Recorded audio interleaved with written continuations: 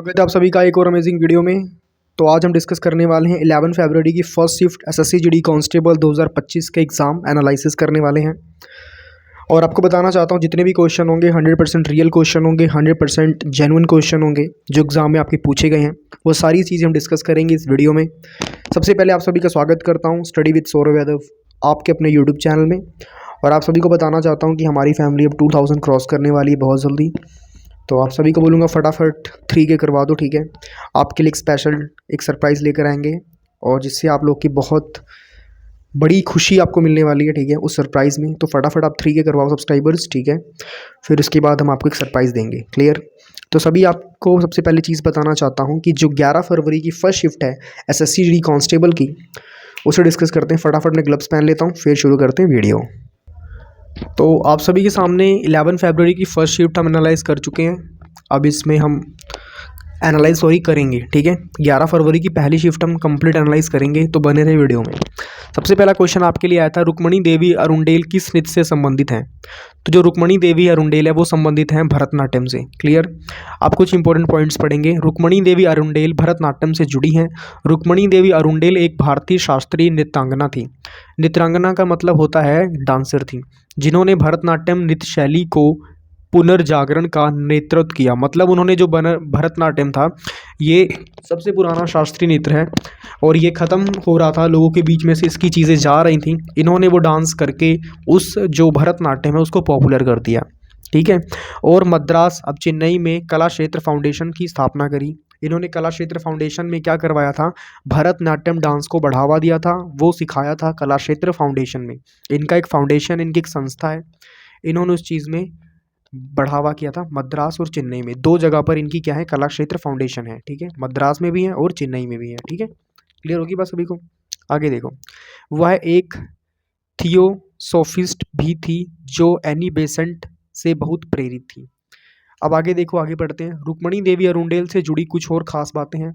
अब देखो, आप इसे इंपॉर्टेंट समझो और इसे आप अच्छे से रिवीजन करो, क्लियर।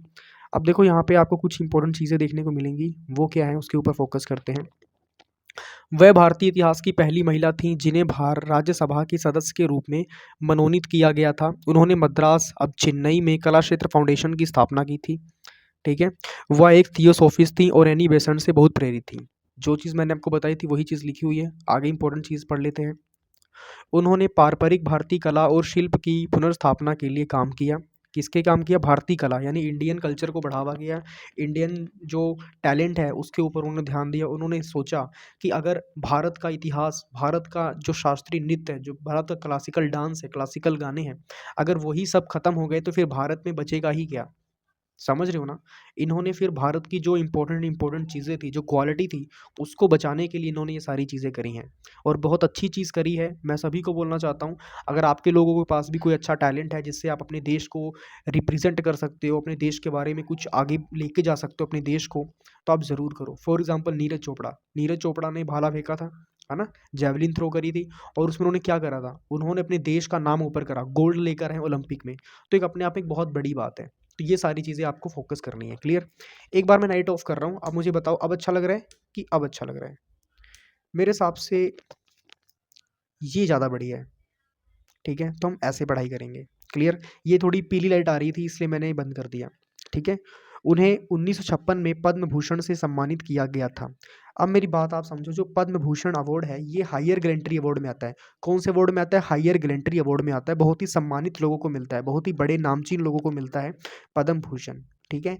पद्म भूषण हो गया, पद्म विभूषण हो गया, भारत रत्न हो गया। ये अवार्ड नॉर्मल अवार्ड नहीं है, ये बहुत ही मतलब सम्मानित वाले, बहुत ही सम्मान से भरे हुए अवार्ड्स हैं। और इन्हें कौन देता है, इन्हें देते हैं हमारे राष्ट्रपति। कोई भी हो राष्ट्रपति, चाहे मेल हो चाहे फीमेल हो, मैटर ये नहीं करता जेंडर कौन सा है, मैटर ये करता है कि वो इंसान एट प्रेजेंट राष्ट्रपति होना चाहिए, एट प्रेजेंट प्रेसिडेंट होना चाहिए, तो वही दे सकता है अवार्ड। क्लियर होगी बात, सभी को समझ लग रही है। अब देखो मेरी बात समझो, इन्होंने कौन सा डांस करा था, इन्होंने भरतनाट्यम डांस करा था। थोड़ा सा मैं नीचे करूंगा, आपको दिखाऊंगा।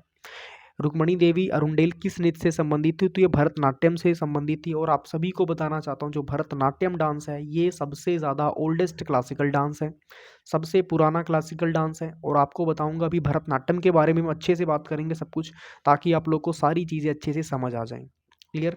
तो घबराना बिल्कुल भी नहीं है, टेंशन बिल्कुल भी नहीं ली। इस वीडियो में हम कंप्लीट डिटेल से डिस्कस करेंगे और आप सभी को बिल्कुल अच्छे से सेटिस्फाई करके वीडियो खत्म करेंगे। क्लियर होगी बात। आपने रुक्मणी देवी अरुंडेल के बारे में तो पढ़ ही लिया है। अब आपको इंपॉर्टेंट चीज़ में याद रखना है कि वो थियोफोस्टिस थी, ठीक है, थियोसोफिस्ट थी, और इन्होंने एनी बेसेंट से बहुत ज़्यादा इंस्पिरेशन ली थी। एनी बेसेंट, ठीक है, आपको पता होगा एनी बेसेंट कौन है। फर्स्ट कौन थी, फर्स्ट फीमेल जज वो थी एनी बेसेंट, ठीक है। अब आगे देखो, इन्होंने 1956 में पद्म भूषण से सम्मानित किया गया था, मतलब 1956 में इनको पद्म भूषण मिल चुका था। अब बात करते हैं किसके बारे में, भरतनाट्यम के बारे में। आई होप आप सभी के सामने मैंने एक पूरा भरतनाट्यम का पूरा डिटेल, पूरा इतिहास निकाल के रख दिया है, और इससे डिटेल में आपको कहीं नहीं मिलेगा। देखो भरतनाट्यम लिखा है, इसका पुराना नाम था सादिर। भरतनाट्यम का पुराना नाम क्या था, सादिर, ठीक है, आपको याद रखना है। और इसको दूसरा नाम है, इसका नाम है दासी अट्टम। क्लियर होगी बात, क्या नाम है, दासी अट्टम। और इसको अग्नि अट्टम के नाम से भी बोला जाता है। अगर फॉर एग्जांपल आपके से पूछा जाए कि सादिर कौन से नृत्य का पुराना नाम है, तो आपने बताना है भरतनाट्यम का, ठीक है। आपसे ये भी पूछा जा सकता है जो दासी अट्टम है ये कौन से नृत्य का दूसरा नाम है, आपने बताना है भरतनाट्यम। अग्नि अट्टम कौन से नृत्य का दूसरा नाम है, तो आपने बताना है भरतनाट्यम। अब मेरी बात समझो, इसे अग्नि अट्टम क्यों बोला गया है। जब पहले देखो, सबसे पहले आप बात समझो कि भरतनाट्यम डांस करवाया क्यों जाता है, ये सबसे ज़्यादा इंपॉर्टेंट चीज़ है। तो भरतनाट्यम डांस इसलिए करवाया जाता है क्योंकि क्योंकि जो भरतनाट्यम डांस है उसमें एक इम्पोर्टेंट चीज़ आती है, क्या, वो हम भगवान के लिए करते हैं, देवताओं के लिए करते हैं, ठीक है। भगवान को प्रसन्न करने के लिए हम भरतनाट्यम डांस करते हैं। इतनी बात समझ लगी सभी को। आई होप आपको इतना पता लग गया होगा। एक सेकंड में ऑन कर रहा हूँ, ये पीली पीली बहुत हो रही है, ऐसे ही ठीक है। अब देखो मेरी बात आप समझो, जो इंपॉर्टेंट चीज़ है वो आपने याद रखनी है। वो नाम क्या याद रखने हैं, आपको नाम रखना है, सादिर नाम याद रखना है, दासी अट्टम याद रखना है, अग्नि अट्टम याद रखना है। इन चीज़ों को आपने बिल्कुल भी भूलना नहीं है। अगर आप इन चीज़ों को भूलने लग जाओगे तो आपका इसमें बहुत ज़्यादा लॉस है। आपसे पूछे जा सकते हैं सारे क्वेश्चन। अगर आप इन चीज़ों को भूल जाओगे तो आपके नंबर कटने के बहुत ज़्यादा चांसेस हैं, और मैं नहीं चाहता हूँ कि आप सभी के नंबर कम हुए, ठीक है, क्योंकि आप लोग बहुत मेहनत से पढ़ रहे हो, बहुत ईमानदारी से पढ़ रहे हो। और मुझे पता है कि कोई भी तैयारी करने में, कोई भी सरकारी नौकरी पाने में बहुत ज़्यादा स्ट्रगल कर लगता है। तो आप सभी कोई भी गलती ना करें, कुछ भी ना छोड़ें मेरे हिसाब से। तो आप जो भी भरतनाट्यम से रिलेटेड पूछा जा रहा है, क्योंकि आपको बताना चाहता हूँ भरतनाट्यम से रिलेटेड एसएससी जीडी कांस्टेबल में आपको बताना चाहता हूँ कि 6 बार रिपीटेड क्वेश्चंस आए हैं सिर्फ भरतनाट्यम डांस से। तो इसीलिए आप सभी को एक निवेदन है, एक रिक्वेस्ट है कि सभी चीज़ें भरतनाट्यम से रिलेटेड आप अच्छे से डिटेल में पढ़कर जाएं, क्योंकि आपको पता है जो गवर्नमेंट एग्ज़ाम्स होते हैं, जो भी हो गया, लाइक रेलवे प्रोटेक्शन फोर्स हो गया, आरपीएफ, एसएससी जीडी हो गया, एसएससी कांस्टेबल हो गया, सीएचएसएल हो गया, सीपी हो गया, सीजीएल हो गए हैं, और बहुत सारे एग्ज़ाम्स मैं गिनवा ले जाऊँगा तो बहुत ज़्यादा टाइम लग जाएगा। आप सभी को बताना चाहता हूँ कि अगर भरतनाट्यम से आपको बताना चाहता हूँ कि अभी तक सिर्फ एक एग्ज़ाम में 5 क्वेश्चन पूछे जा चुके हैं, और ये मिला के 6वां है। तो भरतनाट्यम से रिलेटेड आप हर एक चीज़ अच्छे से याद कर लो, कितने मतलब डांसर हैं, कितनों किनको अवार्ड्स मिले हैं, सबसे बढ़िया भरतनाट्यम कौन करता है, भरतनाट्यम के कौन कौन से नाम हैं, ये सारी चीज़ें आपको पता होनी चाहिए, ठीक है। मैंने आपको बता दिया भरतनाट्यम का पुराना नाम क्या था, सादिर था।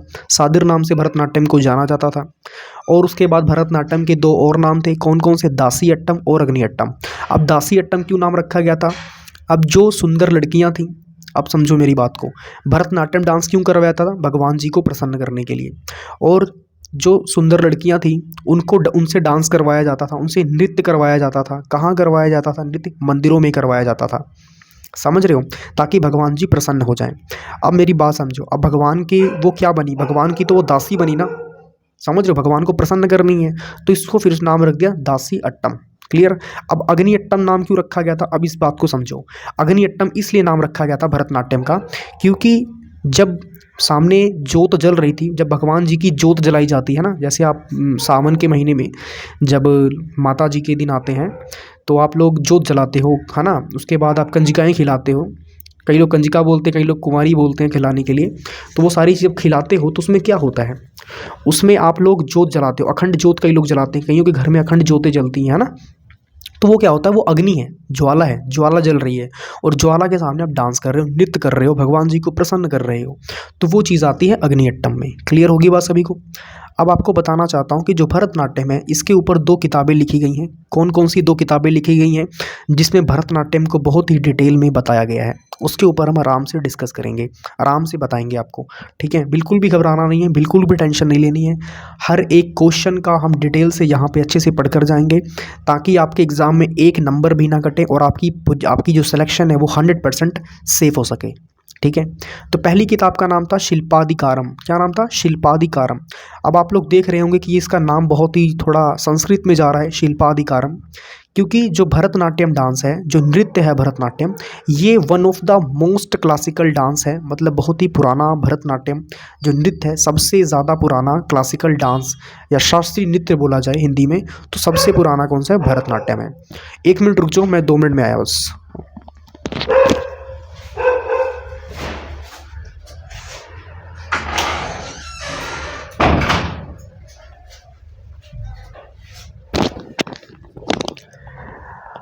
अब आपको बताना चाहता हूँ कि 2 किताबें तो लिखी गई थी, पहली थी शिल्पाधिकारम, दूसरी थी अभिनय दर्पण।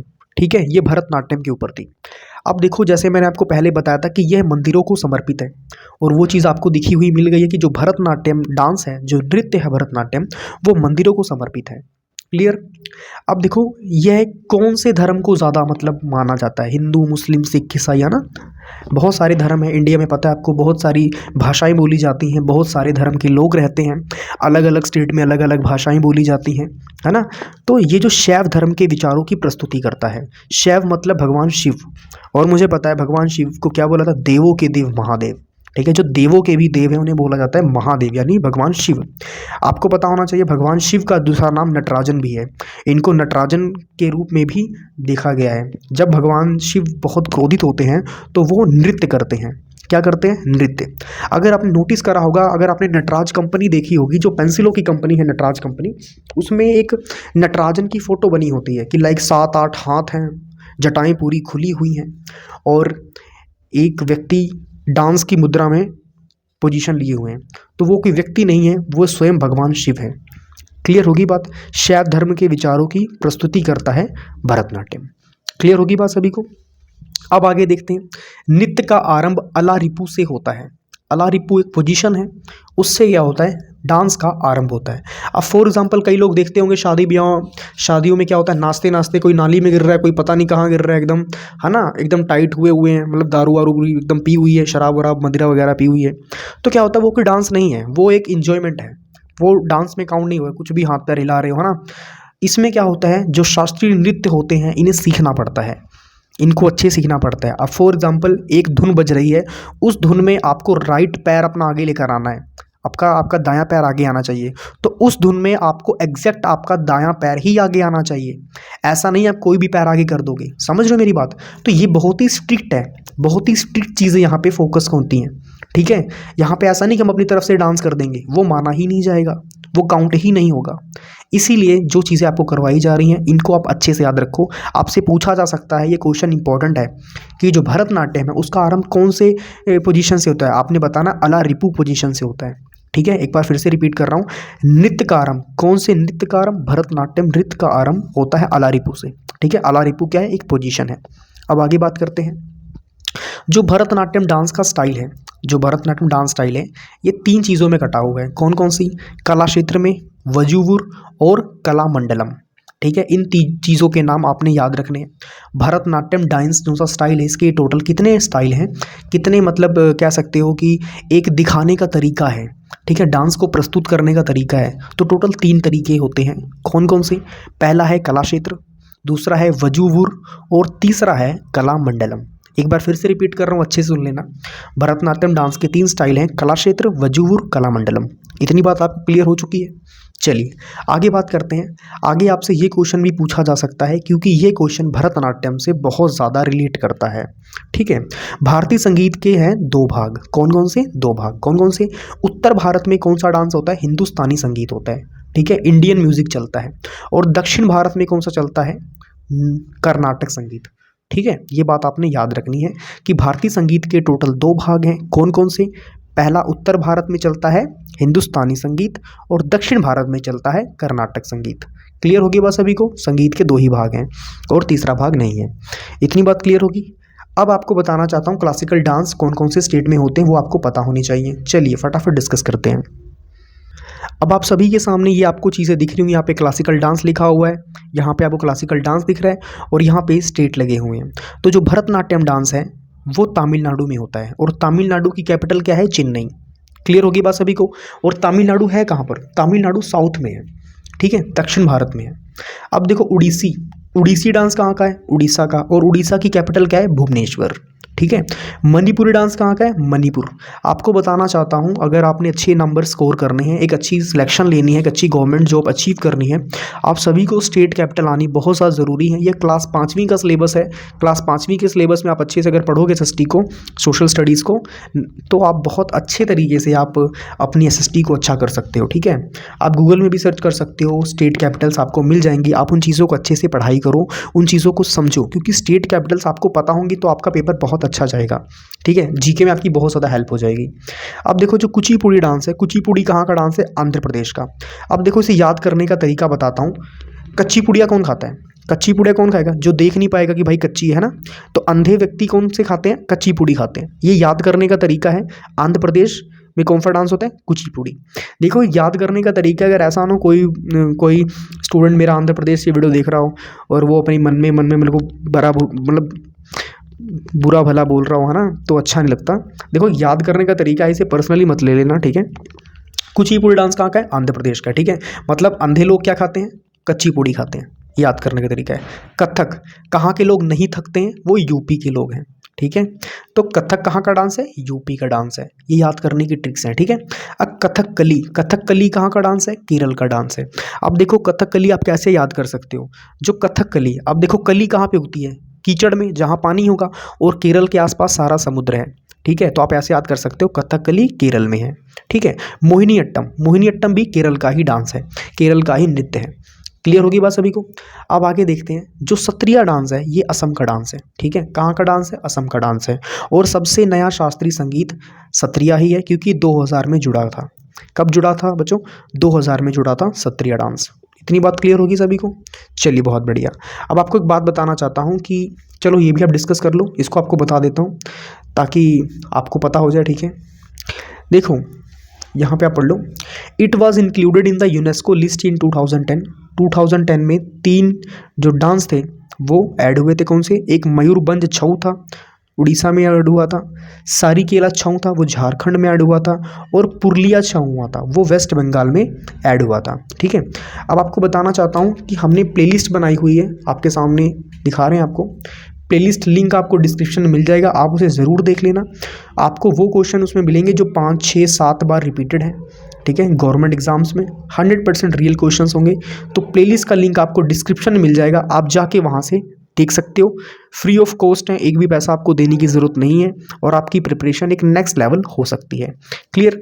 और आपको बताना चाहता हूँ, ये वीडियो को ज़्यादा लंबा ना करते हुए वीडियो को यहीं पर ख़त्म करते हैं, और आपके लिए इसका पार्ट 2 जल्दी लेकर आएंगे, ताकि आप हर एक क्वेश्चन बिल्कुल डिटेल में पढ़ सको। चलिए मिलते हैं नेक्स्ट वीडियो में, तब तक आप सभी अच्छे से पढ़ाई करते रहें, अपनी सेहत का ध्यान रखें, अपने पेरेंट्स का ध्यान रखें। Till then good bye everybody, take care, जय हिंद, जय भारत।